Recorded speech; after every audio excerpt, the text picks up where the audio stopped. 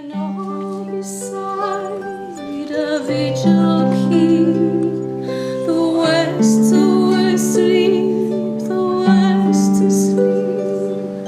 Alas, may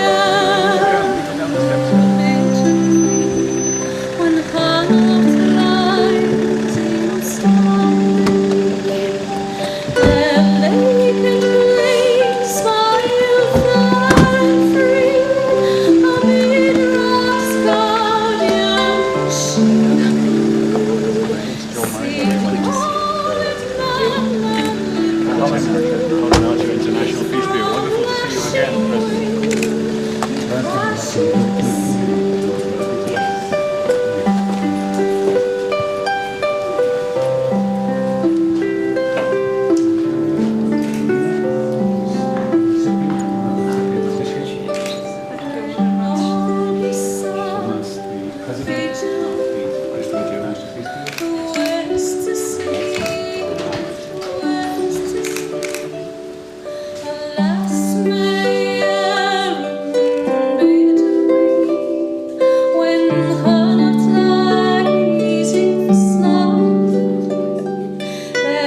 vacant place smile fair and free amid rocks guardian shield.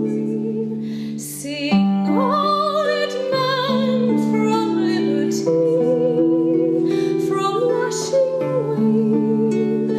Prize. Wonderful to see you again,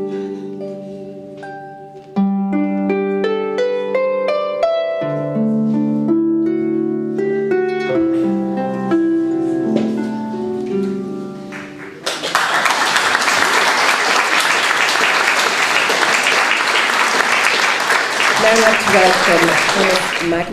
From the President of the International Peace Bureau to the stage. Thank you, Thomas. President Higgins, distinguished audience, peace activists. First of all, thank you for this very beautiful music that put us in the right mood for today. I am co-president of the International Peace Bureau. So it takes two persons to run an organization, but only one person to run a country. especially if that person is the first elect anti-war president.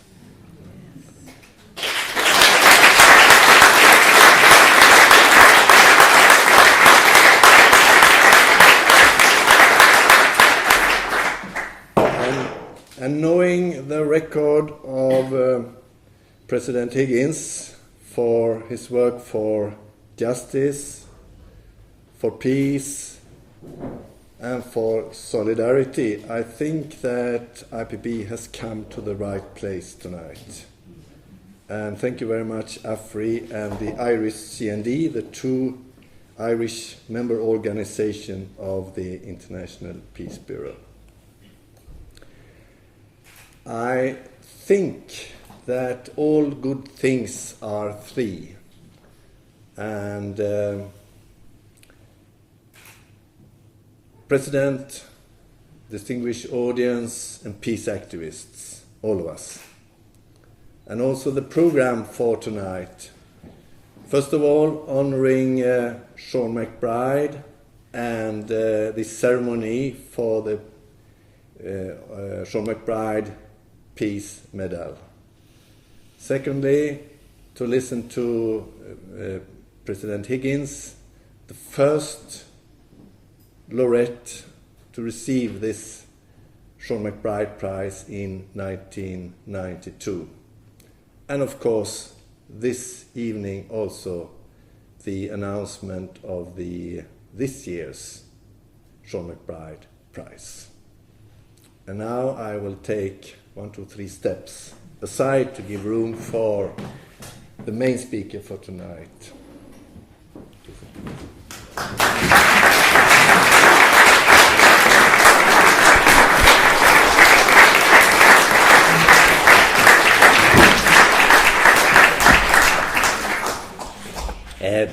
Rúnig in a róta sa gníúis le an gédalfias is min lam a wikas a gwyl a satan cyretiocht dan ocoid an ocoid cilwrach sio agus mwyd tris lŵl y berthan a wyl yn tŵfos bwynt yma gaco yn i wain sy'n isio coinach sy'n cart yn dyna.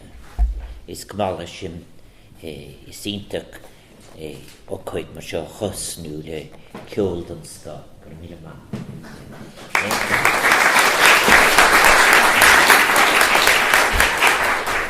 General Secretary and guests and very many friends that I know for so many years in the project of making the case for peace.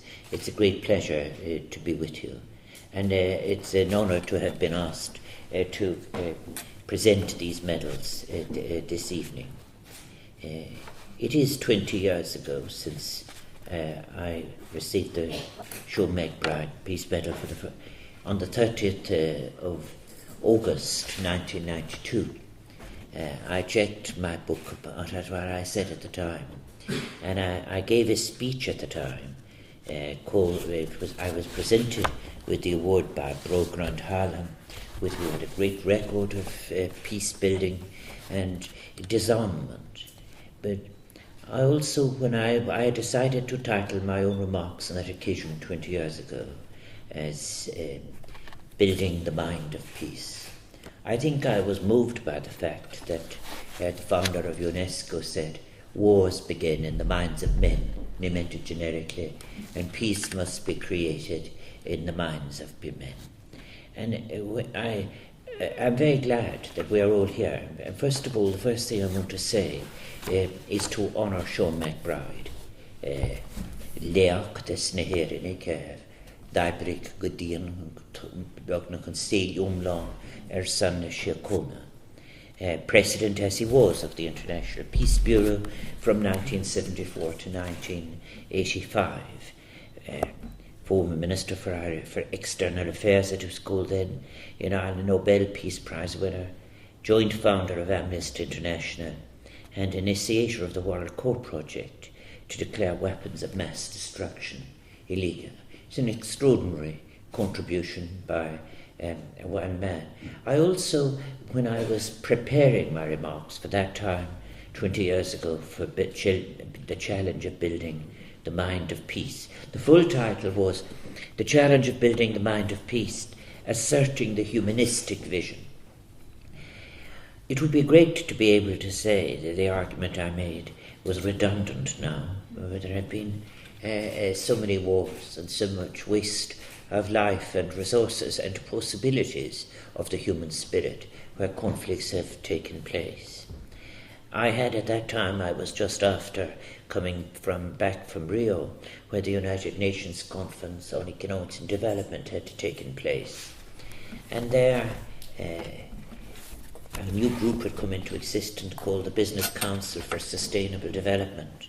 And all the contradictions were in front of me, of those communities in the Pacific where the rising sea level would put an end to their lives together as communities, while at the same time the different business corporations were accorded the status of states on stage at the United Nations Conference.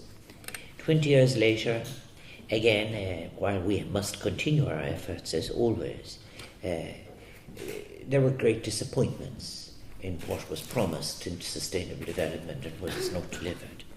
But coming to what I have been invited here to do, I want to say that there was another great contribution that Sean MacBride made, which isn't sufficiently referred to, and that was the publication of the right to communicate, the great MacBride report on global communications, which led to the withdrawal of 2 major countries from membership of UNESCO.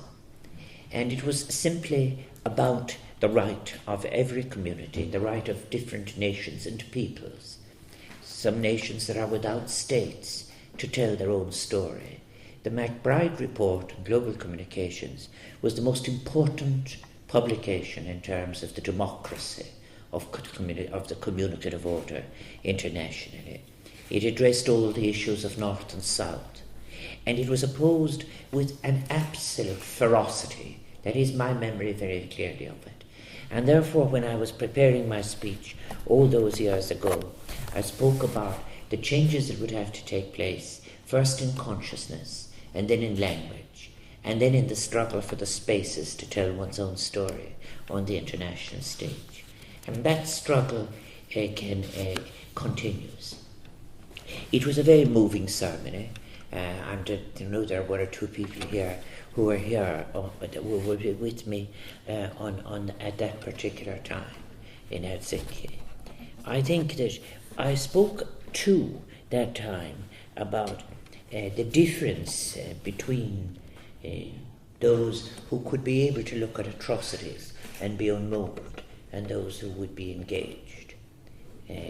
Great friends of mine, for example, people like Sayonid Sanchez and I, had in 1981 looked at bodies that were dumped on rubbish tips in San Salvador. And I remember saying to myself, after you have done this in different places, what happens in your life? And you have the choice to pass by. And the world has been passing by the sources of conflict and war comfortably. And there is a very, very powerful statement that I was drawing on. I had drawn in my speech on Noam Chomsky's second lecture. And Noam Chomsky had quoted Jan Myrdal's powerful passage in his book Confessions of a Disloyal European. And it was about being able to look on and live on, alive in the world that was scarred by war, conflict, exploitation, expropriation, forms of humiliation delivered on people. And Jan Myrdal had written, "The unconscious one does not betray. He walks secure through life. But we who are part of the tradition, the Europeans, and to carry on the tradition, we have betrayed with awareness, insight, and consciousness. We have carefully analysed all the wars before they were declared, but we didn't stop them. And many amongst us became the propagandists of the wars as soon as they were declared. We describe how the poor are plundered by the rich. We live among the rich, live on the plunder, and pander to the ideas of the rich. We have described the torture, but we have put our names under appeals against torture, but we did not stop it." And then it ended with a powerful phrase, which is a great cause of reflection in the Western world, I would hope. "Now we once more can analyse the world situation and describe the wars and explain why the many are poor and hungry. But we do no more. We are not the bearers of consciousness. We are the whores of reason." I think in the 20 years since I was honoured by being chosen as the first recipient for this prestigious award, so much has changed maybe in developing consciousness. I'm so honoured to be in the same room as so many people who have spent all of their lives working for peace, and the changes in consciousness that lead to changes in politics and the changes in systems of government that allow the possibility to keep hoping that finally, as I said then, the stamp of humanity might be put on our affairs. There is a difference, too, I suggested on that occasion, between those who are conservative, as they would say, in the narrow sense, and those who want change. I said conservatives exist in comfort by averting their gaze. To choose to know is to risk being presented with a dilemma, and that dilemma, put simply, is that once one knows you can, from that moment live only in the bad faith of guilty silence, or act, many choose not to know. And the people who are being honoured this evening are people who, far from bad faith and guilty silence, have taken great risks and demonstrated great courage in asserting rights. I think that it is extraordinary the way in which they have delivered an authentic humanity for all of our benefit. It's very easy to choose not to know, and indeed our world sometimes exists by people unthinkingly accepting a dominant ideology, of accepting certainties that have no basis even in from the narrow perspective of empirically based reason, and certainly have no moral authority to conform unquestioningly to a status quo. The rejection of creeds which were founded on intolerance and extremism, and the active contesting of systems that are unjust, patriarchal, military, capitalist, or racist, requires extraordinary bravery, extraordinary moral courage. It requires initially a courageous vision that is prepared to transcend the self in the pursuit of basic human rights. And I think sometimes that when I was speaking like that 20 years ago, that we were in a way farther on in human rights, because human rights have in more recent times been reduced first to rhetoric and then used as an instrument by people to lash each other without authenticity. But today, and to be positive, I'm here to be part of those who honour two brave, courageous women who have refused to be in any sense limited by self-interest, who've been prepared to agitate, that is, to raise consciousness where others would not, to struggle, and beyond both to rage against the inhumanity. And they have chosen to know within their culture, within their society, within their country.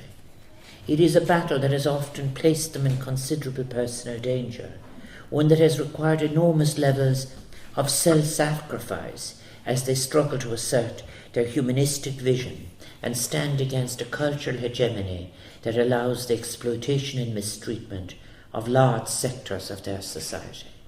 It was not easy, it is not easy, it will not be easy ever. And it is that extraordinary version of spirit that informs and creates the courage that enables them to go on. Lina Ben Mhenni and Dr. Nawal el-Saadawi, they have this much in common: their laudable courage, their determination to show us the evil that can emerge from hatred, prejudice and intolerance, their deep abhorrence of the inhumanity that can arise when one sector of society places themselves as better or above everyone else, or those who believe that they have been born into a gender, class, race, religion or ethnicity that is superior to all others, that defies and contradicts our common humanity. These women's commitment to highlighting the consequences that occur when a sense of human empathy and shared solidarity is deprived, lost or destroyed, and their refusal, as I put it those decades ago, their refusal to look the other way, which is the moral dilemma of our times. The refusal to look the other way, to engage in denial, or to simply be part of a larger group that simply didn't want to know. Both women have made contributions to peace, democracy and human rights that have impacted enormously on their own countries. But in doing so, they've ensured that their voices are heard all over the world, as they should. They are exceptional and extraordinary individuals who have brought two unique and distinctive voices to the fight for global peace and justice. And in doing so, they have revealed the possibilities for others, those who are suffering in silence. In her own words, Dr. Nawal el-Saadawi has been, as she says, swimming against the tide all my life. Her dedication to overthrowing totalitarianism in her home country of Egypt and her ongoing battle against the problems faced by women in Egypt has led to imprisonment, to persecution and to enforced exile from the country she fought so hard to transform. As one of the leading feminists of her generation, she has shone an unrelenting spotlight on the role that Western imperialism and the class structure of some Arab societies has played in establishing, embedding and maintaining women's second-class status within those societies. She has undertaken a lifelong mission to dismantle the patriarchal systems and mindsets which have subjugated and suppressed women in many cultures across the globe. And as a doctor, a psychiatrist and an academic, has not only observed but bravely confronted the many forms of oppression which have physically and psychologically perpetrated so much damage to so many women living within unjust and unfair societal norms. As a renowned, controversial and bravely audacious writer, she has also been instrumental in transforming the lives of many people who have been restrained and discriminated against through patriarchal class or cultural oppression. Dr. Saadawi's outspoken activism and her transformative courage have been critical in ensuring that the voices of women continue to be heard and that the feminist demand for true equality is someday realised.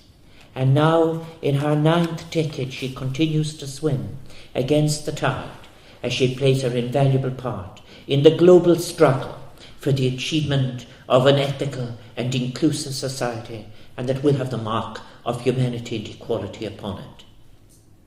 And today we also honour a young woman who, although 6 months shy of her 30th birthday, if she doesn't mind me saying so, has already made a deeply impressive contribution to that great global struggle for justice and humanity. Communications technology, which I mentioned earlier, and that was the choice in the MacBride report all those years ago. Could it be an instrument of liberation and emancipation available to everyone for every story? Or would it be another source, great fissure of inequality between North and South in our planet? She's used communications. It has been fundamental in creating a world in which the space between peoples and nations and cultures has become potentially progressively smaller. A world where a parochial or insular approach to human rights on the grounds of ignorance is no longer an excuse, no longer acceptable. And thus, when I received my own Peace Prize, as I said, I spoke of the importance of supposing it all went right, of the new technology being there as an instrument for constructing new networks and utilising new technology to create patterns of influence, magnets for those whose humanistic impulses could not be quenched. That is precisely what Lina Ben Mhenni has achieved through her brave use of social media to expose the brutality of Tunisian government forces in what we now know were the final days of the Ben Ali regime. Through her work as an internet activist and a renowned blogger, Lina brought the world face to face with the misery, the deprivation, and the daily injustices of the Ben Ali regime. She enabled people across the globe to make that crucial connection between unjust policies motivated by purely imperialist interests and the daily human injustices that are perpetrated by those policies. In so doing, she created a very real, shocking, and immediate record of the violence and injustice carried out by the Tunisian authorities. Her contribution to raising worldwide awareness of the discrimination and oppression that lay at the heart of Tunisian society is profound, and her courage is even more so in refusing to hide behind a pseudonym humbling, and her contention for the Nobel Peace Prize at the age of just 27 is surely, truly awe-inspiring. Bewaar an honor dam heen, lua me, a verin gedin a fordu shom, a gilifrida native nokdo. Agus is moor an onior comadium, a verin shown you, lesh an radam a ronna, an adini spragur et hovotuk marorta lesha. Bert van Vishnule, na greven facis ar a porte loco, in gino tossig gas ieder horsja kanta, an den lahish, agus na garta dena in a dire, agus ar fugan radio. It is a real privilege and a pleasure to be asked to be here and to be part of this presentation. I commend both of these women for their heroic courage. I commend you for your vision and your commitment to building a global society based on equality, justice and respect.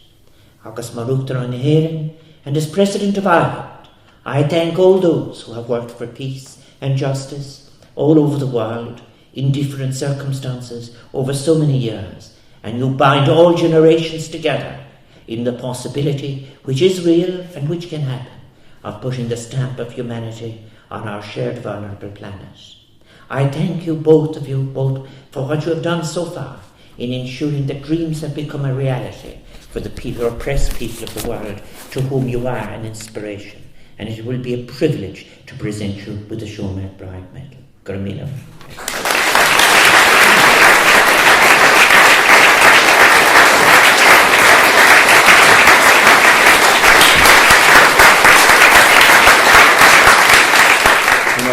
This fellow is a hard act to follow. President Higgins, thank you. Thank you for your wisdom. Thank you for your presence with us here tonight. And thank you for your eloquence. You know, before I was asked to come here this evening, I was given a special task, which was to purchase a bottle. And it's this bottle of Irish sparkling water, which was specially requested. And I think you had the sparkle. And the bottle is empty.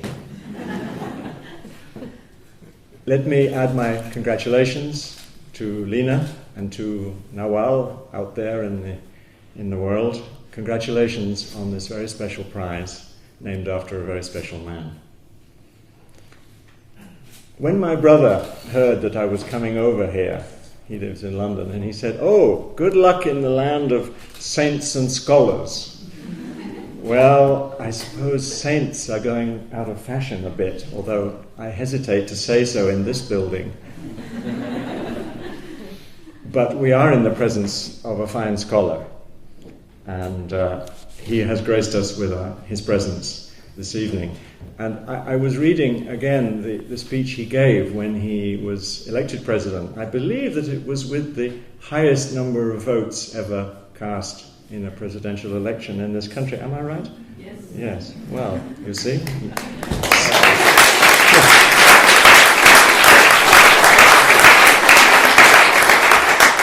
Sometimes, in some countries, the people make the right decision. And in that speech, he talks of the presidency of ideas, which I thought was a marvelous phrase. And if we had more time, which I think we don't, it would be good to know what ideas have come up so far in your presidency. But that's perhaps for the discussion over a glass. I was thinking, of course, of Sean MacBride, as we all were, as you spoke so warmly of him. And I think he would have approved of this event this evening, and I suppose you could say his spirit is somehow with us. I call him the rebel with a cause, James Dean and the rebel without a cause. Well, this man really had more than one good cause, and I'm so pleased that we made that decision on our centenary year to find a way to remember him at least once a year by giving this prize. And it's certainly a man you can be proud of. I think we're all aware that Ireland is going through hard times. The Celtic tigress is having trouble keeping her stripes bright.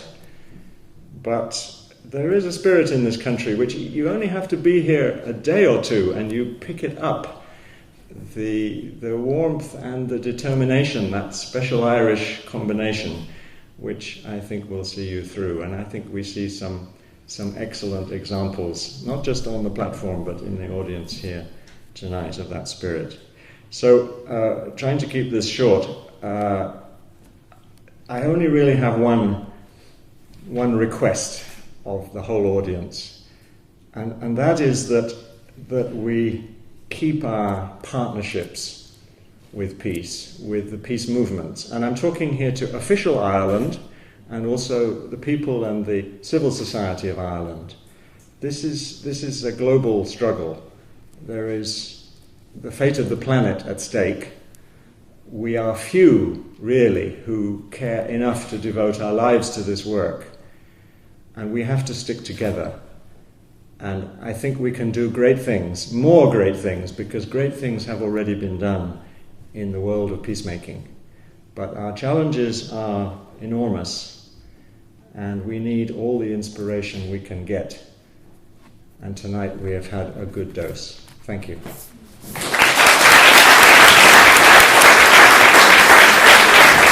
Thomas Magnusson has kindly offered to accept the award on behalf of Nawal el-Saadawi. And if we can invite you, President Higgins, to also come to the front of the stage to present the awards. Thank you.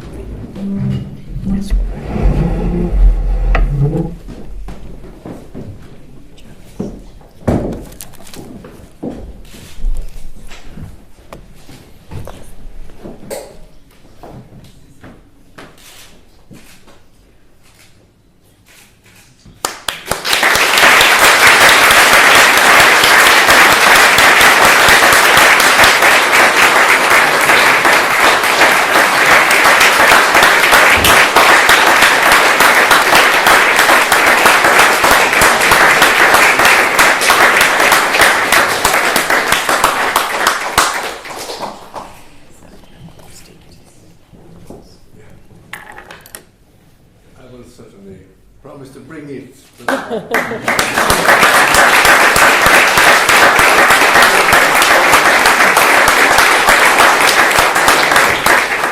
Thank you very much, President Higgins, for being with us and for inspiring us with your words.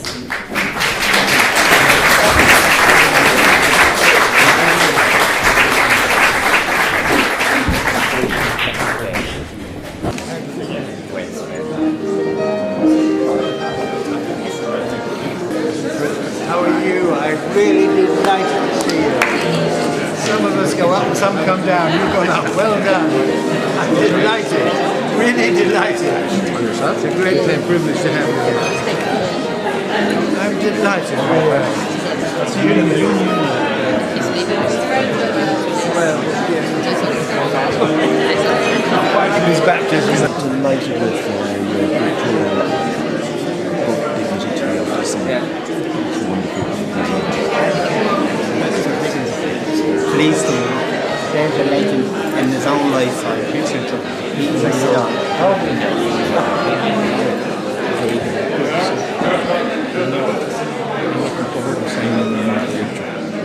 Congratulations. Yes, yeah.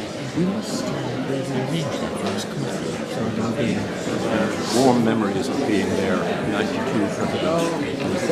Thank you for this evening. It's wonderful. Great to see you.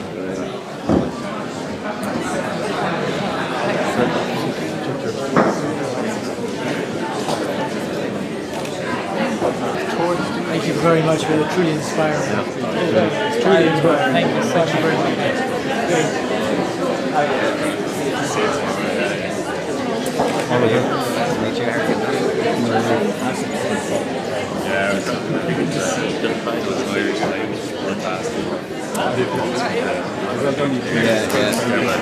Very well. Yeah, we just move all those, chairs and stuff. This is Marie. You have to have a good engine, I think. To that, don't you? Thank you very much.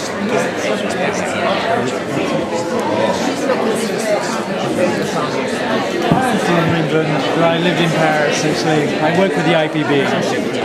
Truly inspiring. Thank you.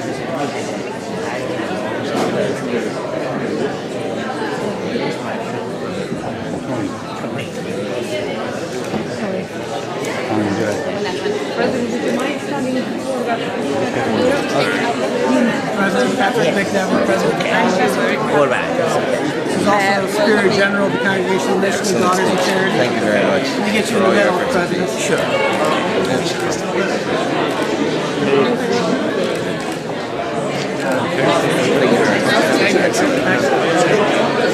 I'd like to shake your hand. I'm a Galway woman. I was born and reared in your constituency in Galway West, and I was delighted when you were elected president. And I'm hoping you and your wife will be very happy with yours. You're drawing a identical role of about an hour for 3 years. Wonderful speech. Thank you very much. I hope you were happy. I'm delighted to be in Turkey. Absolutely.